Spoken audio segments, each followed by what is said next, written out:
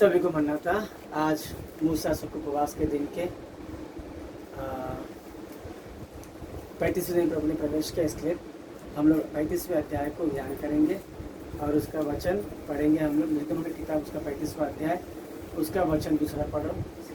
6 दिन तो कामकाज किया जाए, परंतु 7वें दिन तुम्हारे लिए पवित्र और यहोवा के लिए परम विश्राम का दिन ठहरे। उसमें जो कोई कामकाज करे वह मार डाला जाए, वरन विश्राम के दिन तुम अपने अपने घरों में आग तक न जलाना। आमीन। प्रार्थना करेंगे।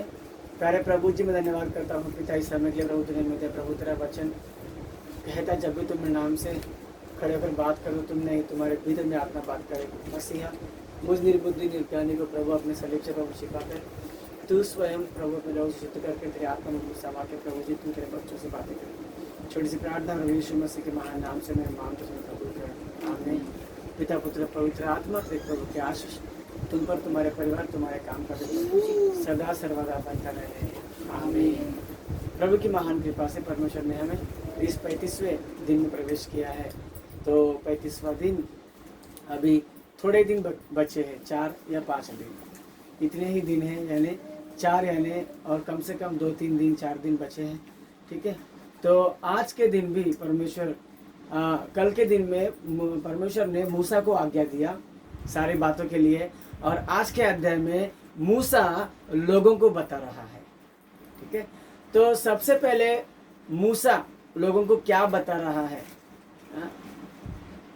कल के अध्याय में अगर हमने देखा तो मेरे को लगता नहीं है कि 34वें अध्याय में परमेश्वर ने मूसा को पहला विश्राम दिन के बारे में बोला होगा। बाद में बोला विश्राम दिन के बारे में। लेकिन जब मूसा अपने लोगों को बोलने के लिए आया आज के दिन में, तो मूसा शुरुआत कहाँ से करता है? विश्राम दिन से करता है, क्योंकि ये बात इतनी महत्वपूर्ण है। इसके लिए वो किससे शुरुआत करता है दोस्तों? विश्राम दिन से।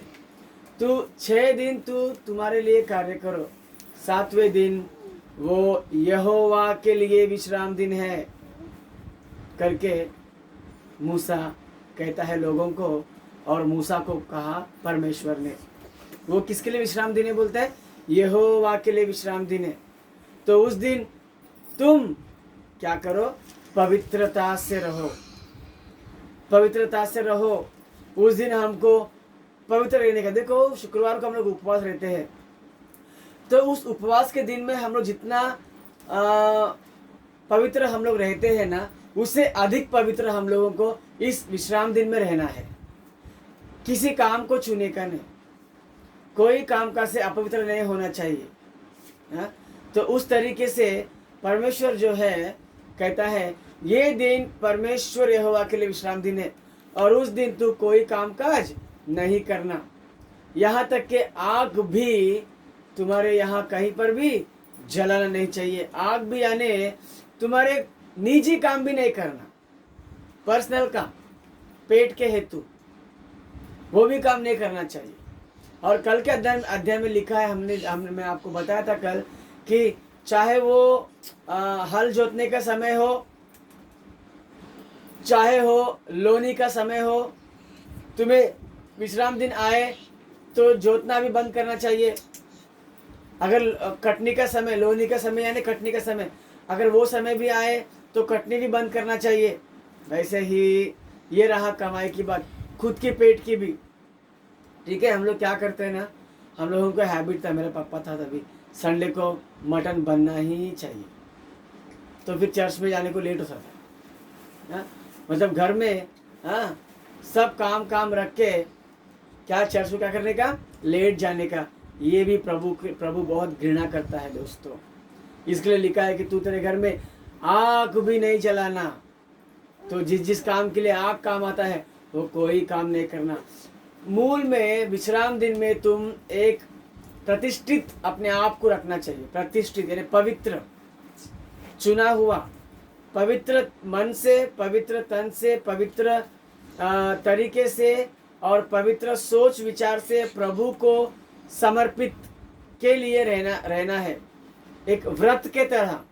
यानी आज विश्राम दिन है, मुझे आज पवित्र रहने का है करके एक व्रत के तरह पवित्र रहकर हमें वो दिन प्रभु की उपासना करनी है, यानी यानी किसी भी काम का महत्वपूर्ण प्रभु से भी ज़्यादा नहीं होना चाहिए।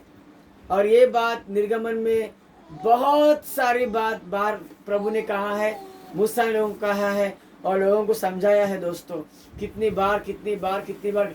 और यहाँ पर लिखा है कि जो कोई विश्राम दिन को नहीं मानेगा वो मार दिया जाएगा।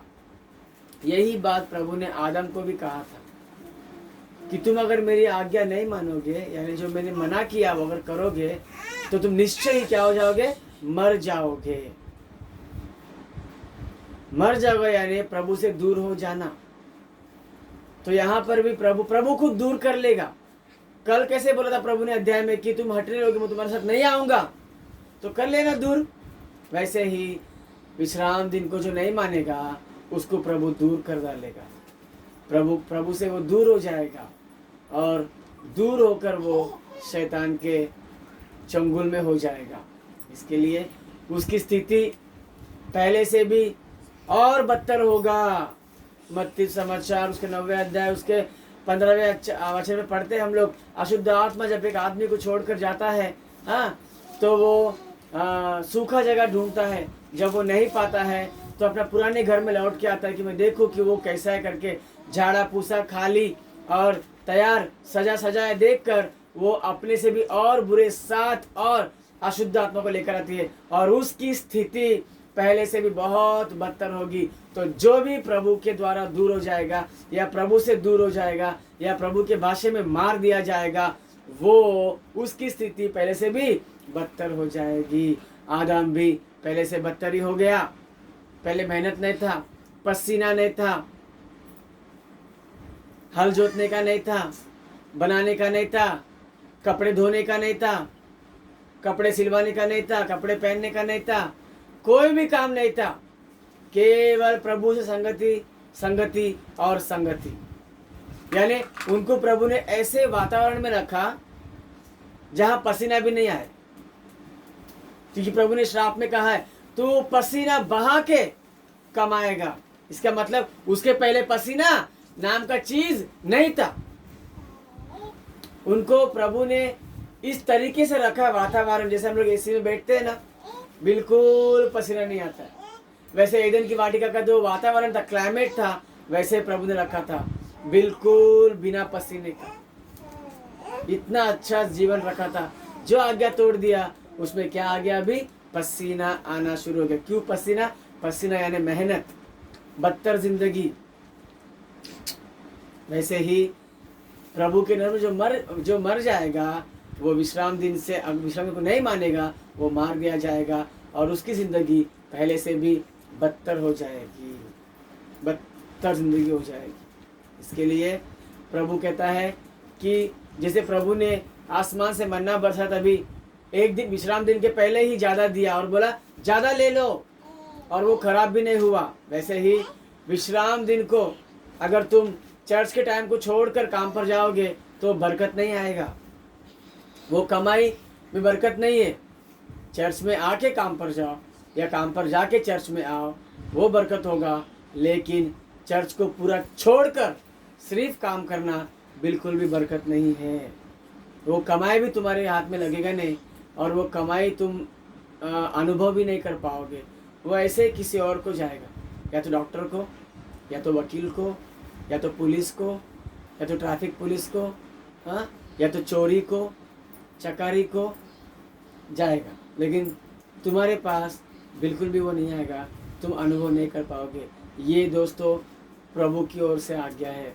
तो ध्यान करो, विश्राम दिन बहुत बहुत बहुत इम्पोर्टेंट है, बहुत ज़रूरी है, बहुत ज़रूरी है। बाबूजी तो बोलता है कि तुम अगर चर्च को नहीं आया संडे को, इसका मतलब 2 ही कारण होना चाहिए, या तो तुम मर गया हो या तो तुम खटिया से उठ नहीं पा रहे हो। ये 2 कारण के सिवा अगर कोई है तो चर्च में दिखना ही चाहिए, वरना अच्छी हालत नहीं होगी। तो इस तरीके से लोगों आज के दिन, हाँ, मूसा ने लोगों को आज्ञा दिया। ठीक है, उसके बाद हम देखेंगे क्या वचन लिखा गया है। 4 वचन से पढ़ो एक बार।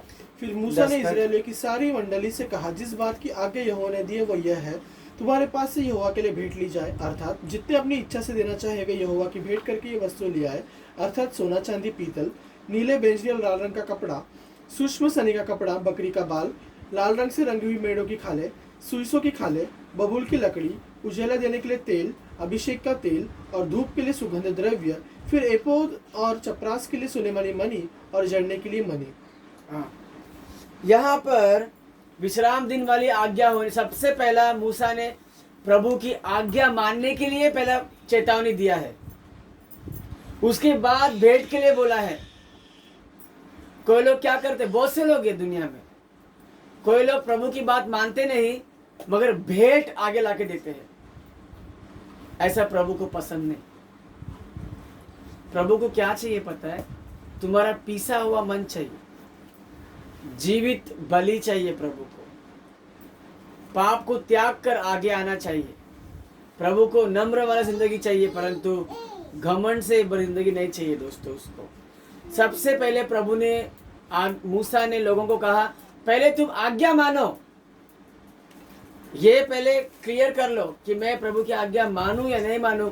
अगर तुम प्रभु की आज्ञा मानना शुरुआत किया, उसके बाद ही तुम भेंट लेकर आओ, तब तक भेंट लेके मत आओ। ठीक उसी प्रकार यीशु मसीह ने भी कहा है, यदि तुम वेदी के पास मेरे लिए भेंट कुछ ला रहा होगा और तेरे को याद आया कि तू गड़बड़ में है, तेरे भाई के मन में तेरे लिए कुछ है, तो छोड़ दे, बोलता है भेंट। वहां पे नहीं चाहिए प्रभु को भेंट, तेरा दशमांश भी नहीं चाहिए। मैं सीधा बोलता हूँ। ऐसे बहुत से लोग अपने जिंदगी में हटीले बन के रहते हैं और दशमांश भी निकालते हैं।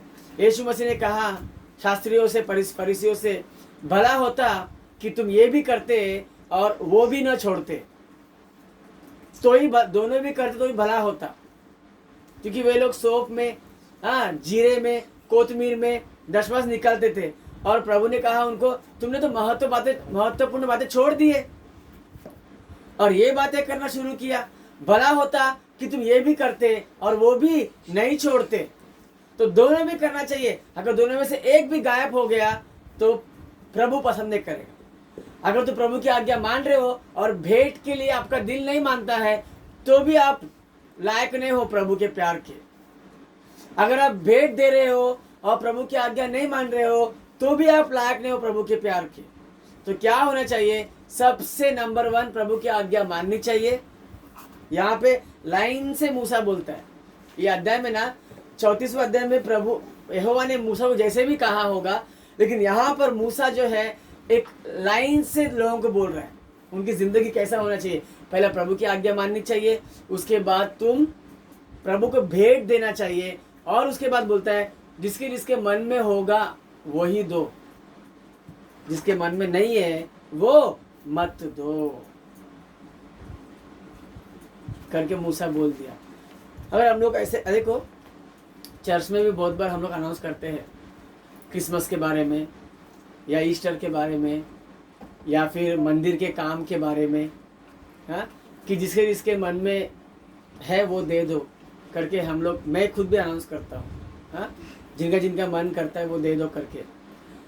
इसका मतलब आप लोग समझते हैं कि जिसका मन करता है उसको देने को बोला ना, मेरे मन में नहीं है मैं नहीं दूंगा। लेकिन एक्चुअली ये गलत है। बोलना हमारा काम है, जिसे मैंने अभी बताया आप लोगों को, तुम आज्ञा मान के भेंट देने का, ये दोनों काम होना चाहिए। तुम आज्ञा मान रहे हो और भेंट नहीं दे रहे हो, नहीं चलेगा। तुम भेंट दे रहे हो सिर्फ और आज्ञा नहीं मान रहे हो तो भी नहीं चलेगा। ये दो काम होना चाहिए, आज्ञा भी माननी चाहिए, भेंट भी देनी चाहिए। दोस्तों, अगर आप पहली बात मानोगे ना प्रभु की आज्ञा, तो भेंट देने के लिए अपने आप मन में आ जाएगा, अपने आप मन में आ जाएगा।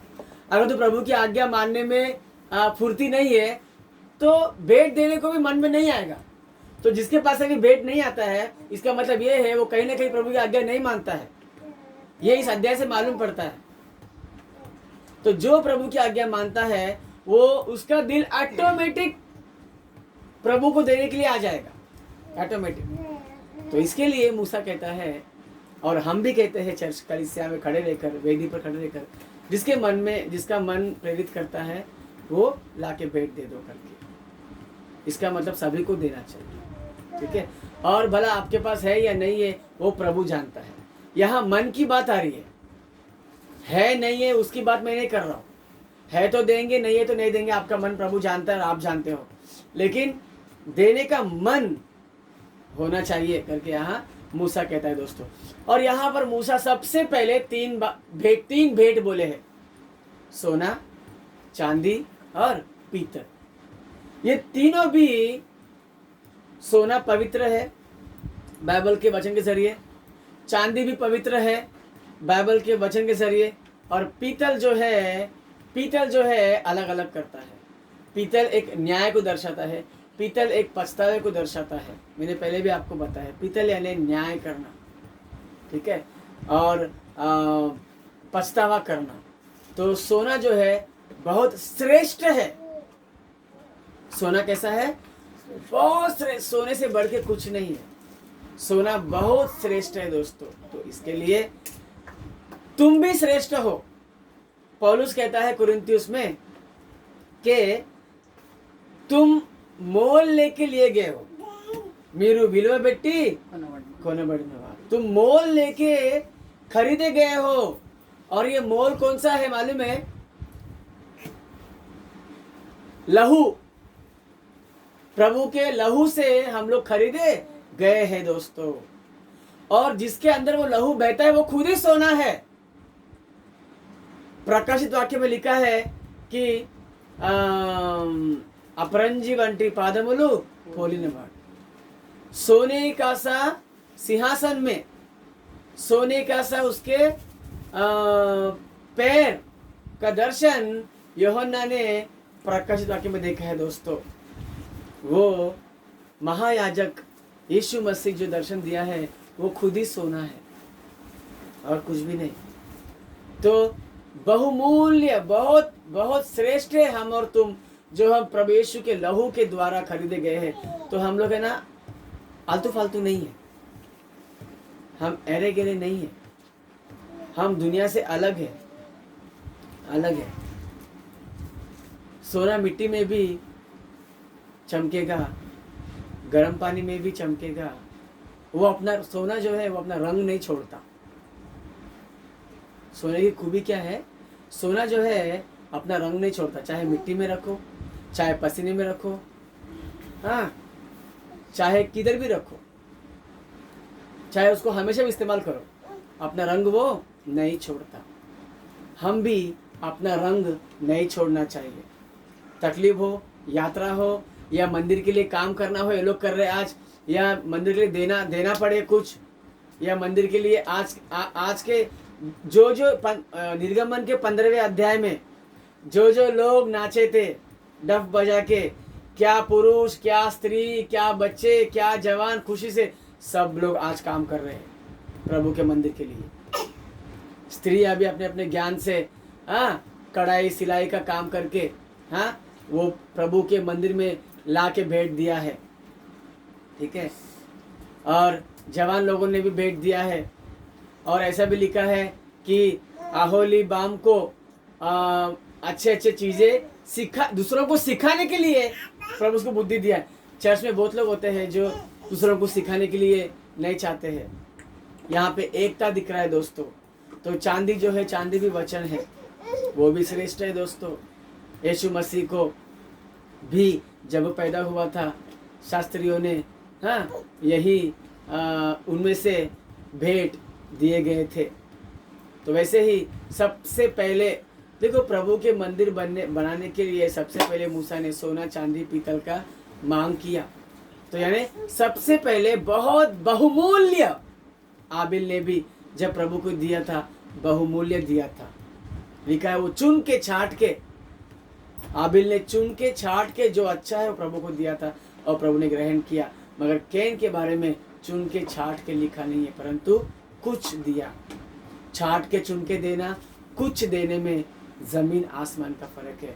हमारा प्रभु जो है वो सबके प्रभु की तरह नहीं है ना, कि तुम्हारा मन चाहा रूप दे दिया उसके प्रतिमा को, तुम्हारे मन चाहे कपड़े पहना दिया वो प्रतिमा को, हाँ, बाकी जो मजहब के मंदिर बनते हैं दोस्तों, वो इंसानों के दिमाग से बनते हैं, लेकिन प्रभु जो मंदिर बना रहा है वो किसी इंसान का दिमाग नहीं है, वो स्वयं प्रभु का फैसला है, उसी हिसाब से वो बन रहा है दोस्तों।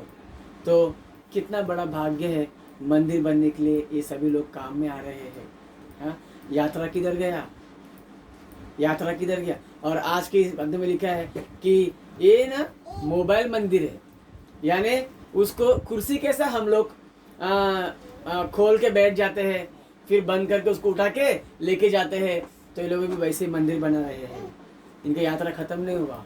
ये जो लकड़ियों से, हाँ, बबूल की लकड़ी से, पर्दों से, हाँ, और उसका संदूक में डाली जाने वाली लकड़ियाँ जिससे उठाया जाए संदूक, तो उठाकर ले चलने वाला मंदिर प्रभु उनको बता रहा है, ताकि तुम जहां जहां जाओ वहां तुम्हारे साथ क्या चले, मंदिर चले। हम काम पे भी जाए इस दुनिया में तो हमारे दिल में मंदिर होना चाहिए और मंदिर में प्रभु होना चाहिए, उसके लिए भेंट होनी चाहिए। हम खेलने के लिए भी जाए, हमारे दिल में मंदिर होना चाहिए, उस मंदिर में प्रभु निवास होना चाहिए और उसमें प्रभु की मेज होना चाहिए। एक मंदिर में क्या क्या होना चाहिए वो सब इस अध्याय में बताया है, सब कुछ दिया है। तो ये सब चीज़ें अपने मंदिर में होना चाहिए, अपने दिल में होना चाहिए, इससे हम जुदा कभी नहीं होना चाहिए। जैसे ये लोग यात्रा कर रहे, मंदिर को लेके चल रहे अपने साथ, और परमेश्वर यहोवा का तेज उस मंदिर में उतरता था। जब यात्रा करते थे वे लोग मंदिर को उठा के लेके जाते थे। पहला उनमें तनाव आता था, लोगों में झगड़े थे लोगों में, तो मूसा ने क्या किया, 1000 लोगों को एक, 100 लोगों को एक, 50 लोग को एक, 10 लोग को एक बोल के न्याय रखा था उनका झगड़े मिटाने के लिए। लेकिन वो तभी हुआ खाली, अभी झगड़े के बारे में किसी भी लिखा नहीं है। अभी इनमें क्या हो गया, एकता आ गया। और ये लोग मैं तो बोलता हूँ कैरल्स में लोग जाते हैं ना कभी कभी रात को, कैरल्स के टाइम में लोग क्या करते हैं ना, मेरे को मालूम पड़ता है कि ना इतना बड़ा ढोल कौन उठाएगा। हाँ, तुम उठा झगड़ा भी होता है अंदर ही अंदर, ठीक है। फिर बाद में 2 बजे रात तो आधा घर जाने के बाद में वो बजाना बंद कर देते हैं लोग। हाँ, क्योंकि किसी को उठाने का नहीं है, वो एक ढोल उठाने की तकलीफ हो रहा है अपन लोगों को प्रभु के महिमा के लिए। हाँ, एक बाजा उठाने को तकलीफ हो रही है अपन लोगों को प्रभु के मंदिर के लिए। यीशु मसीह पैदा हो गया बोलने के लिए। हाँ, अरे स्वर्गदूत तो भी आया नीचे उतर के बोला लोगों को कि उद्धारकर्ता तो जन्मा है तुम्हारे लिए, आनंद मनाओ, खुशी मनाओ, बड़े आनंद का सुसमाचार में सुना रहा हूँ करके सुना के गया स्वर्गदूत। तो वही काम हम लोग करने जाते होते हैं। तो लोगों को बहुत ये लगता है कि किसी के मन में ऐसा नहीं होता कि 1 घंटा तू पकड़, 1 घंटा तू पकड़ करके ये लोग कितने सारे चीजें इस अध्याय में बताया गया, सारे चीज उठा के लेके जाना पड़ रहा है उन लोगों को ना। उनमें कोई तनाव नहीं आया, क्योंकि अब है ना वे लोग मंदिर में बस गए हैं और मंदिर भी उनमें बस गया है, इसीलिए कोई तनाव नहीं है। तो सभी लोग मिलजुल के काम कर रहे हैं। और हम लोग भेंट के बारे में सोचते हैं, तो हम लोग सोचते हैं कि ना एक परिवार है तो परिवार का एक भेंट बस होता है, पत्नी दिया तो पति ने, पति दिया तो पत्नी ने, ऐसे हम लोग सोचते हैं।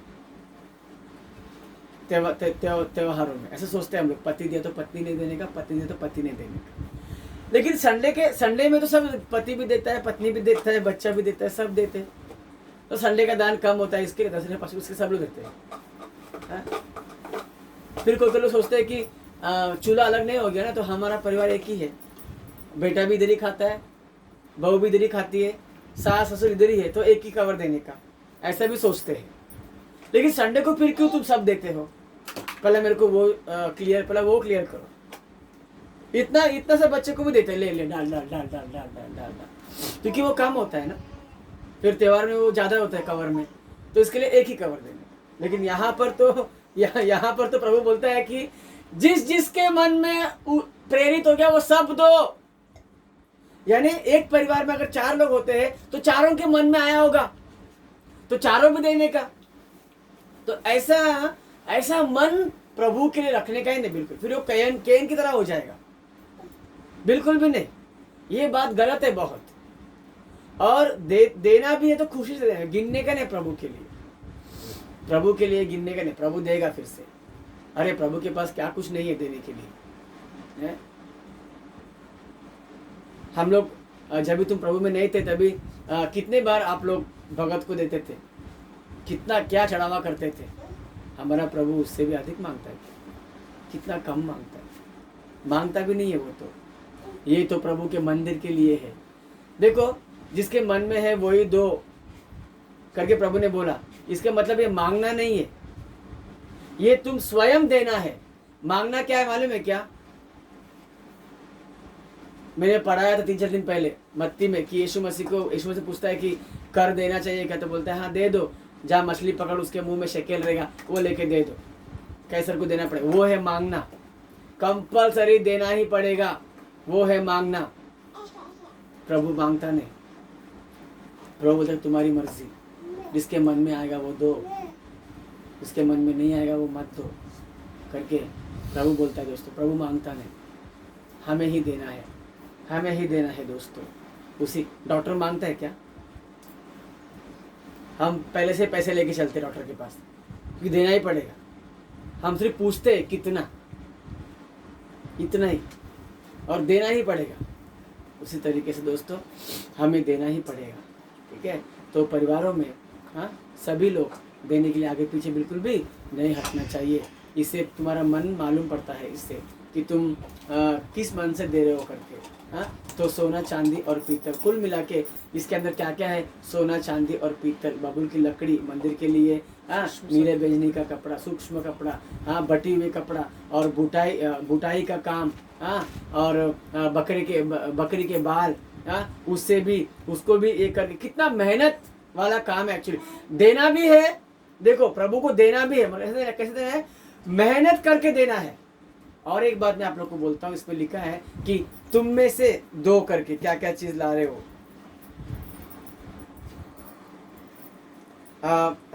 5वां वचन पढ़ो एक बार। तुम्हारे पास से यहोवा के लिए भेंट ली जाए, अर्थात तुम्हारे पास से यहोवा के लिए भेंट ली जाए। तेलुगु में लिखा है मीलो नुंडी करके लिखा, तुम में से। वैसे ही यीशु मसीह के बारे में भी लिखा है कि यूदा बेथलेहम में तेरे में से यीशु निकलेगा। यूदा देशंలో ప్రధానుడు నీలో నుండి వచ్చును, तुम में से निकलेगा। तो तुम में से देने का, तुम्हारे में से देने का। यीशु मसीह में तुम्हारे में से निकला ना, यानी इंसान के रूप में तुम्हारे में से निकला यीशु मसीह इंसान के रूप में। वैसे हम भेंट भी हमारे में से निकलना चाहिए। तुम में से दो भेंट, तो ये भेंट भी दिया और मेहनत भी किया। वो बकरी का बाल निकालना और उसको जोड़ना, ये करना, काम करना, बहुत बहुत जोखिम का काम है ये सब, और दिल से करना। हम लोग खाली दिल से एक ही काम करते हैं, क्या बोलूं, खुद के लिए खाना अच्छे से बनाना, एकदम टेस्टी, बस यही दिल से निकलता है। तो वैसे ही प्रभु को देने का है तो दिल से निकलना चाहिए, क्योंकि प्रभु के पास चोरी भी नहीं कर सकता, प्रभु दिल में देखता है दोस्तों। तो वैसे ही इसमें जितने भी मंदिर के लिए उपयोगदायक है वो सभी चीज लिखा है इसके अंदर। सभी चीज है इसके अंदर दोस्तों। वो सारे चीज किस में से आते हैं? बोलते हैं तुम में से आएगा। वैसे ही दोस्तों नाला सुपारा चर्च भी जब भी बना था, तभी सच में अपने में से ही सब कुछ निकला, बाहर से कोई नहीं आया, किसी अधिकारी के पास हमने हाथ नहीं फैलाया। बापूजी ने कहा कि तुम्हारे पास पैसे नहीं, प्रभु को मांगो, प्रभु देगा।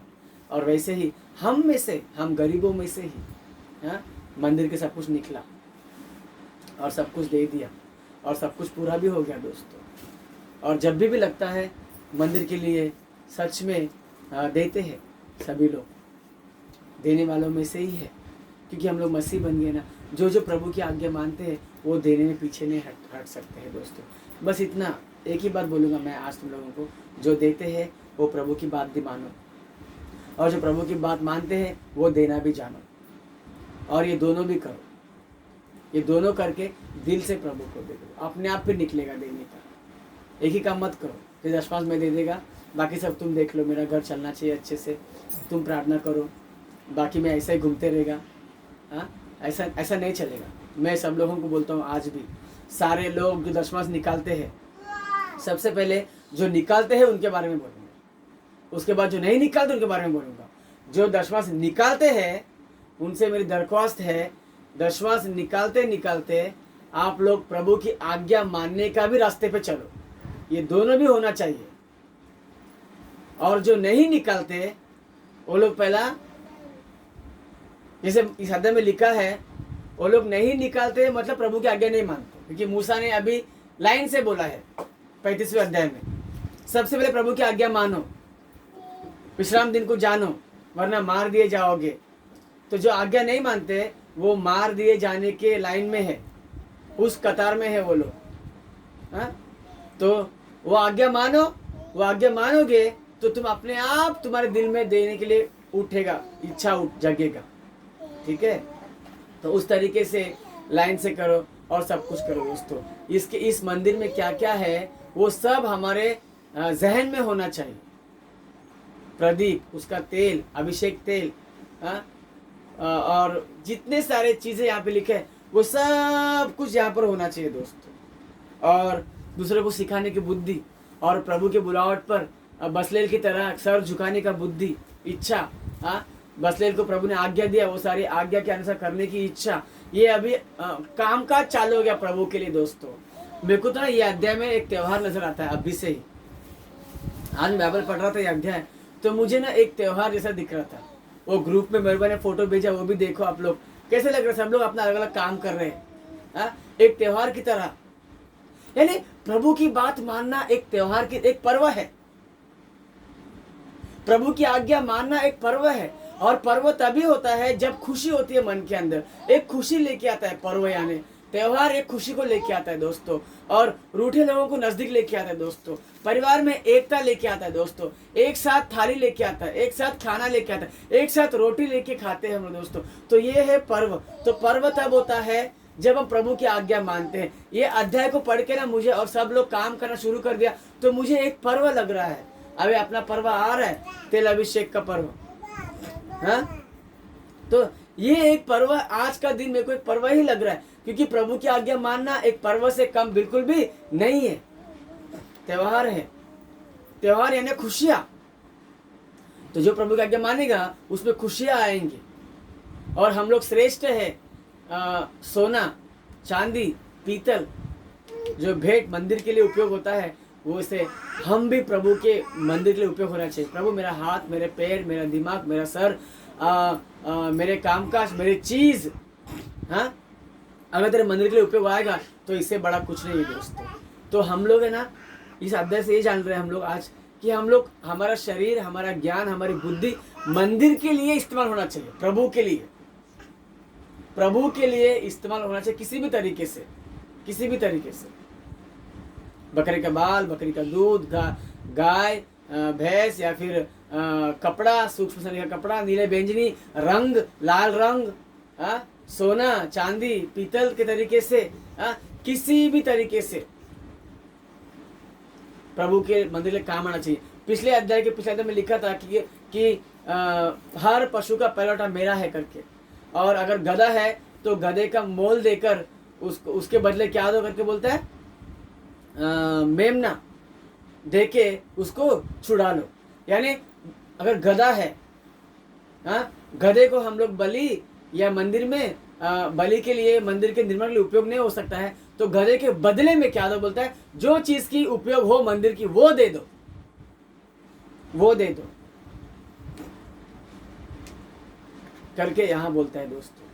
तो वैसे ही ये बात को समझो, उसके जो चीज की जरूरत नहीं है मंदिर में, उसके बदले जो चीज की जरूरत है मंदिर में वो देना चाहिए, वो उसका तात्पर्य है।